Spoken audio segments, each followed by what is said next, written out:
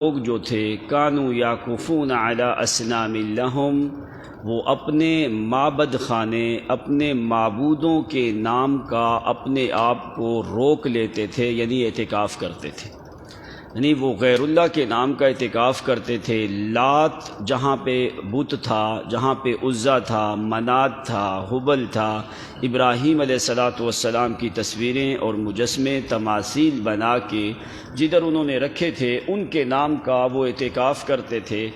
تو اللہ کریم نے حکم دیا مسلمانوں کو وَأَنْتُمْ عَاكِفُونَ فِي الْمَسَاجِدِ کہ تم مساجد میں اعتکاف کرو۔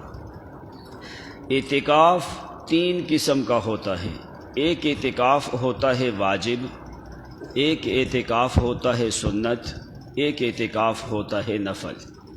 واجب وہ اعتکاف ہوتا ہے کہ کسی آدمی نے نظر مان لی، اگر میرا یہ کام ہو گیا تو میں اتنا اعتکاف کروں گا، وہ اعتکاف نظر والا جو ہے وہ اعتکاف واجب ہو جاتا ہے۔ اور اعتکاف جو سنت مؤکدہ علی الکفایہ ہے کہ نبی اکرم صلی اللہ علیہ وسلم مسلسل اعتکاف کرتے تھے، وہ رمضان المبارک کے آخری عشرے میں یہ اعتکاف بیٹھنا یہ سنت ہے، اس لیے کہ نبی علیہ السلام نے اس کے اوپر مواظبت کی ہے، دوام کیا ہے۔ ایک رمضان آپ اعتکاف نہیں کر سکے تھے تو پھر دوسرے رمضان نبی علیہ السلام نے 20 دن کا اعتکاف کیا۔ پورے رمضان کا بھی اعتکاف ہوتا ہے، 20 دن کا بھی اعتکاف ہے، جو سنت ہے وہ 10 دن کا اعتکاف ہے۔ اس کے علاوہ جو ہے وہ نفل اعتکاف ہے، چاہے آدمی 1 دن کا بیٹھے، 2 دن کا بیٹھے یا 3 دن کا بیٹھے، یہ اعتکاف نفل ہے۔ اور جو 10 دن کا اعتکاف ہے یہ اعتکاف سنت ہے۔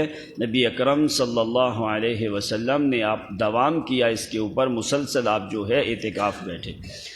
اب اعتکاف کس چیز کا نام ہے؟ فرمایا کہ انسان نیت کر کے اللبس فی المسجد کہ مسجد، جامع مسجد کے اندر آدمی جو ہے اپنے آپ کو روک لیتا ہے اللہ تعالیٰ کی رضا کے لیے، صرف وہ اللہ تعالیٰ کی رضا کے لیے اعتکاف کرتا ہے، مسجد میں بیٹھتا ہے، 10 دن بیٹھتا ہے یا 9 دن اس کے ہوتے ہیں۔ تو اس اعتکاف کے اندر آدمی کو کیا کرنا چاہیے؟ ایک تو وہ مسجد سے باہر نہیں جا سکتا، ہاں کوئی شرعی حاجت ہو، شرعی ضرورت ہو تو آدمی مسجد سے نکل سکتا ہے، جیسے وضو کرنا ہے یا اس نے جو ہے حمام جانا ہے، تو اس صورت میں آدمی کا اعتکاف باطل نہیں ہوتا۔ اگر بغیر کسی شرعی عذر کے وہ مسجد سے نکل گیا تو اس آدمی کا اعتکاف جو ہے وہ باطل ہو جاتا ہے۔ اگر ایک آدمی ایسی مسجد میں اس نے اعتکاف کیا جہاں پہ اذان ہوتی ہے، جماعت ہوتی ہے، لیکن جمعہ نہیں ہوتا، تو وہ آدمی جمعہ پڑھنے کے لیے دوسری مسجد میں جا سکتا ہے۔ اس کے علاوہ کوئی شرعی عذر ہو اس کے بغیر وہ مسجد سے نہیں نکل سکتا۔ اعتکاف میں بیٹھ کے آدمی کو کیا کرنا چاہیے؟ کون سے اعمال جو ہیں وہ اللہ تعالیٰ کے ہاں زیادہ محبوب ہیں؟ جس وقت آدمی نے اپنے آپ کو پابند کر لیا مسجد میں بیٹھنے کا، پھر اس کو چاہیے وہی اعمال کرے جن چیزوں کا اللہ تعالیٰ نے حکم دیا ہے۔ وہ کثرت سے قرآن مقدس کی تلاوت کرے اور مسائل دینیہ کو سمجھنے کی کوشش کرے کہ کیوں بہت سے لوگ ہوتے ہیں جن کے پاس کبھی ٹائم نہیں ہوتا یا کوئی وقت نہیں ہوتا، وہ ادھر ادھر چلتے پھرتے رہتے ہیں، ان کے ہاں کوئی مسائل ہوتے ہیں۔ تو مسجد میں بیٹھنے کا مقصد ہی یہ ہے تاکہ جو کوئی دینی مسائل ہیں وہ دینی مسائل سیکھے جن مسائل کا ان کو نہیں پتہ۔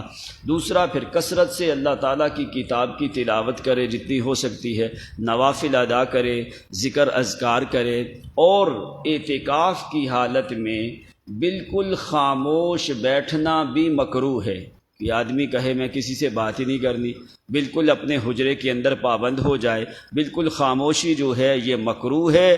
نبی علیہ السلام کی شریعت میں چپ کا روزہ جو ہے وہ نہیں ہے۔ تو وہ لازمی کوئی ذکر اذکار کرے یا نوافل پڑھے یا کوئی اور دوسرے جو ہے معاملات سیکھے، دینی اعمال سیکھے، دینی مسائل سیکھے، نوافل ادا کرے۔ اس کے علاوہ اگر کوئی آدمی کسی کا کوئی کاروبار ہے تو اس کا معاملہ نہیں چلتا، تو وہ اعتکاف کی حالت میں بیٹھ کے کسی مکان یا کوئی ایسی چیز یا کوئی سودا سلف جو ہے اس کا مسجد میں بیٹھ کے سودا کر سکتا ہے، یعنی خرید و فروخت بھی اعتکاف کی حالت میں کر سکتا ہے، لیکن ایسا نہیں ہے کہ وہ سامان مسجد میں نہ لے کے آئے۔ سامان مسجد میں نہ لے کے، اگر کوئی آدمی آلو کا کاروبار کرتا ہے یا پیاز کا کاروبار کرتا ہے یا گندم چاول کا کاروبار کرتا ہے، وہ سامان مسجد میں نہ لے کے آئے، ویسے جو ہے وہ خرید و فروخت کر سکتا ہے۔ یعنی کہ شریعت نے ایسے معاملات کے اندر بھی تمہارے کاروبار کا لحاظ رکھا ہے، تمہارے کام کا لحاظ رکھا ہے۔ اگر ایک آدمی کا نہیں معاملہ حل ہوتا تو وہ بالکل خرید و فروخت ہر قسم کی کر سکتا ہے، لیکن سودا سلف جو ہے وہ مسجد میں لانا جو ہے وہ جائز نہیں ہے۔ عورتوں کے لیے بہترین جگہ جو ہے وہ گھر کی مسجدیں ہیں، کہ عورتیں وہ اعتکاف کریں گھر کی مسجدوں میں۔ گھر کی مسجد کون سی ہوتی ہے؟ وہ جگہ جہاں پہ مسلسل عورت جو ہے وہ نماز ادا کرتی ہے، وہ پورے کمرے کی نیت کر کے بیٹھ جائے۔ عورتوں کے لیے اس صورت میں مسجد میں بیٹھنا جائز ہے جبکہ مسجد میں بالکل مکمل طور پہ حفاظتی انتظامات ہوں اور الگ معاملہ ہو، سیپریٹ سسٹم ہو، جس طرح کہ مسجد نبوی کے اندر ہے یا بیت اللہ شریف کے اندر ہے۔ اگر اس طرح کا معاملہ ہو، کوئی فساد اور دنگے کا خطرہ نہ ہو، تو مکمل حفاظت ہو تو پھر مسجد میں آدمی بیٹھ سکتا ہے۔ لیکن عورتوں کے لیے افضل جو ہے کہ وہ گھر کی مسجد میں اعتکاف کریں، اس لیے کہ حضرت عمر رضی اللہ تعالیٰ عنہ نے عورتوں کو کہا کہ تم گھروں میں اعتکاف کرو۔ اس لیے وہ صحابہ کرام کا زمانہ تو بڑا افضل زمانہ تھا، بہترین زمانہ تھا، عدالت پہ مبنی زمانہ تھا۔ لیکن اگر جس طرح آج جو ہے جو لوگ مدینہ منورہ جاتی ہیں، عورتیں وہاں پہ اعتکاف کرتی ہیں، وہاں پہ مکمل طور پہ حفاظت ہے، تو وہاں پہ مسجد میں بیٹھنا جو ہے وہ بہت بڑا اجر ہے۔ اسی طرح بیت اللہ شریف کے اندر تو 3 مساجد ایسی ہیں جن میں اعتکاف کرنا سب سے زیادہ افضل ہے، بیت اللہ شریف میں، مسجد نبوی میں، اور اس کے بعد جو ہے بیت المقدس میں۔ پھر چوتھی مسجد وہ ہوتی ہے جو جامع مسجد ہو، جہاں پہ مستقل نماز جمعہ ہو، وہاں پہ اعتکاف کرنا جو ہے یہ زیادہ افضل ہے۔ تو بلا وجہ آدمی کو بار بار غسل نہیں کرنا چاہیے اعتکاف کی حالت کے اندر۔ ہاں اگر یہ صورت ہو کہ آدمی کو بہت زیادہ پسینہ آیا ہے، بڑی بدبو آتی ہے، تو اس حالت میں آدمی جا کے غسل کر سکتا ہے، ورنہ غسل واجب جو ہے وہ ضروری ہے کرنا۔ اس کے علاوہ ٹھنڈک حاصل کرنے کے لیے یا کہ جو ہے لذت محسوس کرنے کے لیے آدمی جو ہے وہ بلا وجہ غسل نہیں کر سکتا۔ تو یعنی کہ 10 دن آدمی نے اپنے آپ کو پابند کر لیا۔ اب اعتکاف کا اجر کتنا ہے یہ تو اللہ تعالیٰ کی ذات ہی دے سکتی ہے، جس طرح کہ کسی آدمی کے روزے کا اجر کوئی آدمی بھی متعین نہیں کر سکتا کہ اتنا اجر ہے۔ آپ نے فرمایا الصوم لی وانا اجزی بہ، فرمایا روزہ میرے لیے، اس کا اجر میں ہی دے سکتا ہوں، کوئی اور آدمی نہیں دے سکتا۔ تو روزہ بھی رکھنا، پھر مسجد میں بیٹھنا، پھر اعتکاف کرنا، پھر ایک اہم چیز جو ہے معتکف آدمی کے لیے کہ لیلۃ القدر اس آدمی کو ضرور نصیب ہوتی ہے۔ جو آدمی اعتکاف کرتا ہے، کیوں تاک راتیں 20 سے شروع ہو جاتی ہیں، 20 رمضان المبارک کو، تو تقریباً 95% جو چانسز ہیں لیلۃ القدر کے وہ آخری تاک راتوں میں ہوتے ہیں، جیسے 21 ہے، 23، 25، 27 اور 29، ان کے علاوہ بھی آ سکتی ہے، لیکن زیادہ تر جو ہے وہ آخری عشرے میں لیلۃ القدر ہوتی ہے۔ اور لیلۃ القدر کے بارے میں فرمایا لیلۃ القدر خیر من 1000 شہر، 1000 شہر 1000 مہینہ، 1000 مہینہ یہ 84 سال کی عبادت ہوتی ہے۔ کہ اگر ایک آدمی 1000 مہینہ 84 سال کی عبادت بنتی ہے، اتنی آدمی کی عمر نہیں ہوتی جتنا وہ ثواب جو ہے وہ کما سکتا ہے رمضان المبارک کی راتوں کے اندر۔ اور یہ خصوصیت اللہ کریم نے عطا کی ہے صرف امت محمد مصطفیٰ صلی اللہ علیہ وسلم کے لیے۔ اگرچہ کیوں یہ اللہ تعالیٰ نے خصوصیت عطا کی؟ اس لیے کہ جو پہلی امتیں تھیں ان کی عمریں زیادہ تھیں، 1000 سال، 950 سال، تو حضرت نوح علیہ السلام کی صرف تبلیغ ہے۔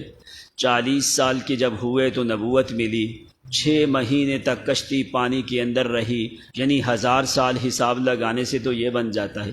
بڑی بڑی لمبی عمریں، اس کا مطلب یہ ہے جب ان کی عمریں لمبی تھیں پھر ان کی نیکیاں بھی زیادہ ہونی ہیں۔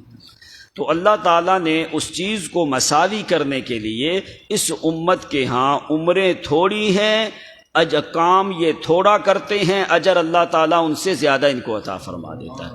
اس لیے یہ خصوصیت اس امت محمد مصطفیٰ صلی اللہ علیہ وسلم کے لیے۔